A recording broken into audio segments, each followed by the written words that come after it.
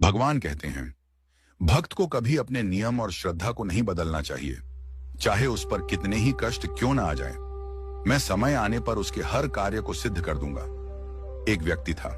वह रोज की तरह एक दिन सुबह सवेरे उठा, स्नान किया, साफ सुथरे वस्त्र पहने और भगवान के दर्शन करने के लिए मंदिर की ओर चल पड़ा। उसका उद्देश्य केवल एक था, भगवान के दर्शन करके आत्मिक आनंद प्राप्त करना। चलते चलते जब वह रास्ते में था, तभी उसका पैर एक पत्थर से टकरा गया और वह ठोकर खाकर गिर पड़ा। उसके वस्त्र कीचड़ से सन गए, लेकिन वह निराश नहीं हुआ। वह तुरंत घर लौटा, कपड़े बदले और फिर मंदिर की ओर रवाना हो गया। जब वह दोबारा उसी जगह पहुंचा, तो संयोगवश फिर उसी स्थान पर ठोकर खाकर गिर पड़ा। अब की बार कीचड़ और भी अधिक था।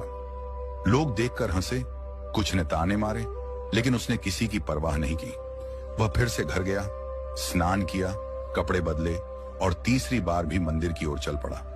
अब जब वह तीसरी बार उसी स्थान पर पहुंचा जहां पहले 2 बार गिरा था, तो उसने देखा कि एक अजनबी व्यक्ति वहां एक जलता हुआ चिराग ले खड़ा है। उसने कहा, आइए, मेरे पीछे पीछे आइए, मैं आपको मंदिर तक पहुंचा देता हूं। वह व्यक्ति बिना संकोच उस चिरागधारी के पीछे पीछे चल पड़ा।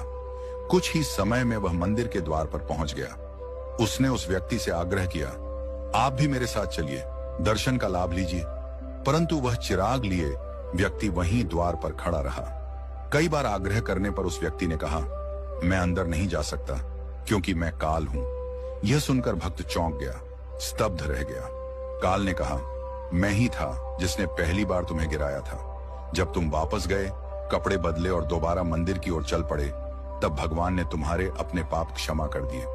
मैंने फिर तुम्हें दूसरी बार गिराया, और जब तुम फिर बिना क्रोध या निराशा के वापस लौटे, स्नान किया, वस्त्र बदले और फिर मंदिर की ओर चल पड़े, तो भगवान ने तुम्हारे परिवार के पाप भी क्षमा कर दिए।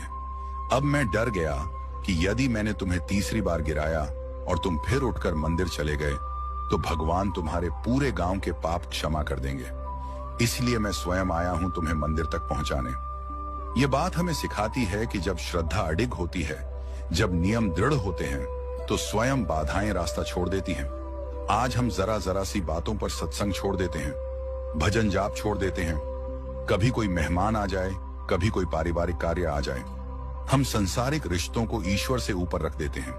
परंतु वह व्यक्ति जिसे 2 बार कीचड़ में गिराया गया, उसने हिम्मत नहीं हारी, क्योंकि उसे अपने भगवान से प्रेम था। वह अपने नियम नहीं तोड़ना चाहता था। उसे दुनिया की नहीं, भगवान की परवाह थी। यही कारण है कि काल जैसे अदृश्य